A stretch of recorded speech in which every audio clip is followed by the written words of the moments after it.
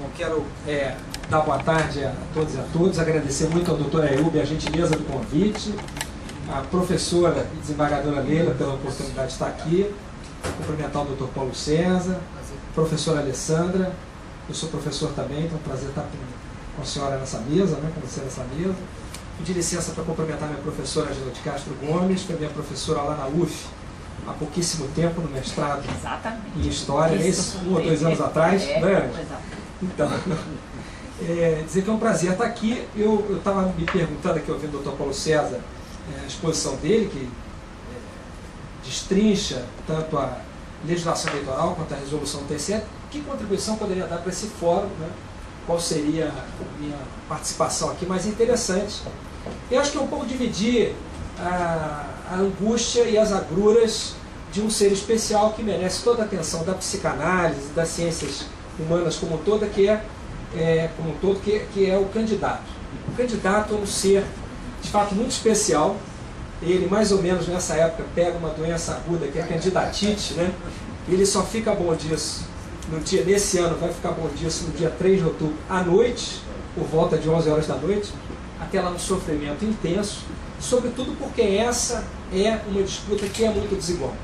E daí, de fato, a importância de uma atuação firme da justiça eleitoral para tentar equilibrar o pleito, né? Quer dizer, tentar criar condições mínimas de igualdade numa disputa que é uma disputa muito dura, né? E é uma disputa concentrada. Então essa doença, a candidatite, ela é aguda porque ela dura esses poucos meses e a pessoa tem diante de si 90 dias para tentar garantir que a população, em primeiro lugar, descubra que ela existe. Esse é o primeiro desafio do candidato, né? As pessoas descobrirem que ele existe. Naturalmente, para quem já tem mandato, o trabalho parlamentar, de alguma maneira, se for um trabalho decente, já dá algum conhecimento da existência daquela pessoa, do trabalho dela. Mas eu tive essa experiência recente, no pleito de 2008, passar de um pleito proporcional para um pleito majoritário é um desespero, né? Por quê? Porque eu fiz uma pesquisa no início da eleição, quer dizer, a gente teve conhecimento da quantidade de pessoas que sabiam da minha existência. Era algo em torno de 13% das pessoas.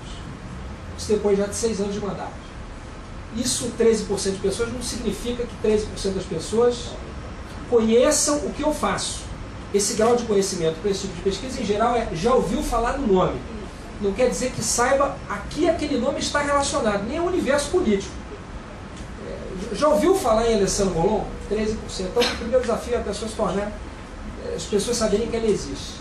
Depois, as pessoas serem convencidas por ela, pela sua campanha, de que elas devem votar nela, né? Porque no fundo o pleito eleitoral é isso, né? As pessoas serem convencidas de que aquele candidato merece mais o voto do que aquela outra candidata. E por fim, elas não serem seduzidas por uma arma que vai ser muito utilizada, que é o poder econômico, e eu vou falar um pouco dos centros sociais depois, que é muito desigual. Eu acho que a gente vai viver uma campanha muito especial nesse ano, porque pela primeira vez na história desse país, não se preocupem com o resto, eu vou fazer um elogio ao presidente, mas não é o presidente da República, é o presidente do TSE, o ex-presidente, né? Pela primeira vez na história desse país, nós vamos ter eleições com a possibilidade de doação de recursos pela internet, com cartão de crédito, na página do candidato. E essa mudança, um dos maiores responsáveis por isso, é o ex-presidente Carlos Aires Brito, que foi um apaixonado por essa ideia. Eu, há 1 ano e meio atrás, estive em Brasília, pedindo a ele, fazendo um apelo a ele para que o TSE caminhasse nessa direção. Nessa ocasião, me encontrei na antessala do ministro do Supremo, então presidente do TSE, com o deputado federal Fernando Gabeira, que tinha ido lá pedir a mesma coisa. O destino nos uniu naquela sala.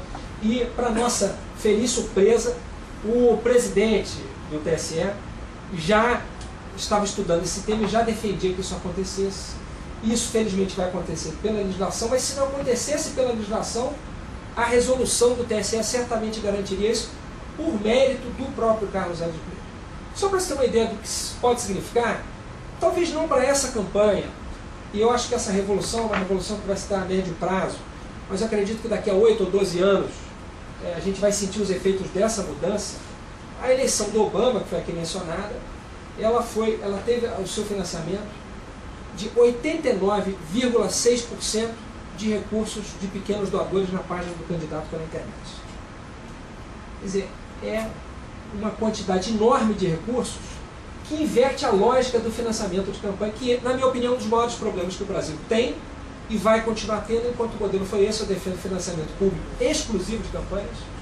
Estou convencido de que não é bom para o país que os seus senadores, governadores, prefeitos, presidente da República, deputados, precisem ir à porta dos empresários bater para pedir doação de campanha.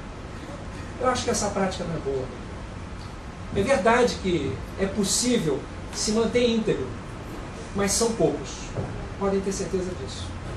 Não é um, são poucos, mas certamente não é a maioria que consegue passar por esse caminho tortuoso e difícil do financiamento de campanha, sem se macular, sem assumir compromissos de depois, no exercício do mandato, favorecer estes ou aqueles interesses. E isso é muito difícil. Então, na minha opinião, um dia o Brasil vai ter que enfrentar esse problema. Isso não depende do Judiciário, depende do Congresso, que é eleito nessas regras, daí a dificuldade de mudar essas regras, que em geral quem faz as regras pensa, se eu cheguei aqui desse jeito, talvez seja arriscado mudar. Isso tem um componente difícil, que é mudar o financiamento de campanha com o sistema de voto aberto, nominal, que nós temos. Então é um debate. Há como se fazer isso, conciliar essas duas coisas? A França oferece um modelo, não sei se seria aplicável no Brasil, que combina o financiamento público com o voto nominal, né? Mas enfim, um modelo específico talvez tenha que ser estudado por nós para se pensar uma alternativa. De qualquer maneira, enquanto nós não temos o financiamento público de campanha, essa novidade no financiamento privado ela pode inverter a pirâmide. Trocar poucos doadores que doam muito por muitos doadores que doam pouco. Não basta a resolução naturalmente. Claro que sem ela isso seria impossível. Mas é preciso ainda uma mudança cultural. Eu acho que esse fenômeno do Obama se deve não só ao carisma do candidato, à estratégia da campanha e à possibilidade legal de doação de recursos pela página do candidato, com cartão de crédito, pessoas que entravam lá e doavam $5, mas se deve também a uma questão cultural. Né? Quer dizer, me parece que isso é mais comum nos Estados Unidos do que aqui no Brasil, essa ideia de que aquilo de que eu gosto eu ajudo com o meu dinheiro. Né? Essa ideia no Brasil não é exatamente assim. Né? Quer dizer, a nossa relação com o dinheiro, talvez pela nossa cultura, nossa formação social, até mesmo religiosa, a relação com o dinheiro é um pouco diferente, né? Dessa ética americana, da maneira de lidar com os recursos nos Estados Unidos. É muito comum a pessoa que sai de uma universidade privada, eventualmente depois ajudar com recursos daquela universidade lá fora. Universidades públicas também recebem doações de pessoas que passaram pelos bancos da universidade e depois atingem um sucesso tão grande na sua vida profissional que doam $1 milhão lá no fim do ano, tem dinheiro sobrando e decidem doar. Isso no Brasil não é comum. Essa mentalidade, né, quer dizer, essa cultura.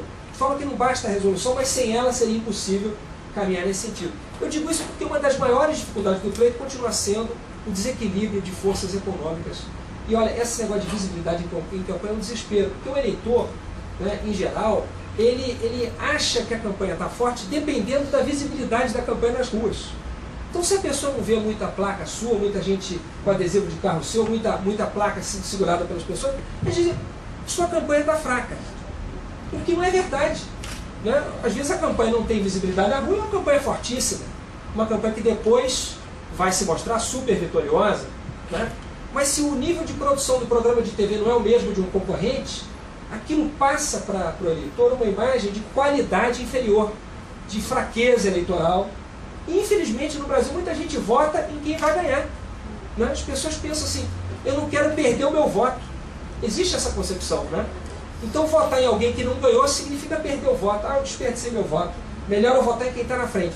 O que levanta um outro problema que confronta o direito à informação com talvez essa livre formação da consciência do eleitor, que é o problema das pesquisas eleitorais. Né? Eu sofri muito nessa última campanha de prefeito também por causa disso. Numa primeira pesquisa, nosso percentual pulou de 1% para 4%. Na seguinte caiu para 3%. As pessoas disseram, a campanha está caindo. Se olha, isso não é nem, a margem de erro é quase que o tamanho do meu percentual de intenção de voto. Dizer, não é justo dizer nem que a campanha está caindo, pode estar subindo. Não interessa. Essa força do número do eleitor né, caiu de 4 para 3, passou de 4 para 5, subiu de 2 para 3. Né? Esses sinais são muito fortes. Então isso é uma outra reflexão que não é para se fazer nesse fórum, mas que eu quero aproveitar a oportunidade de estar com as senhoras e com os senhores aqui para deixar essa reflexão sobre esse problema das pesquisas, que é um problema também bastante grave nessa formação da vontade do eleitor. Né? Bom, mas voltando ao tema da discrepância de recursos de campanha. O eleitor, em geral, ele tem essa sensação. Nós vimos há pouco tempo a disputa para a eleição da Ordem dos Advogados do Brasil. Né? E acho que todos repararam a intensidade da presença dessa campanha nas ruas. Fato inédito. Né? Até há pouco nunca tinha ocorrido uma eleição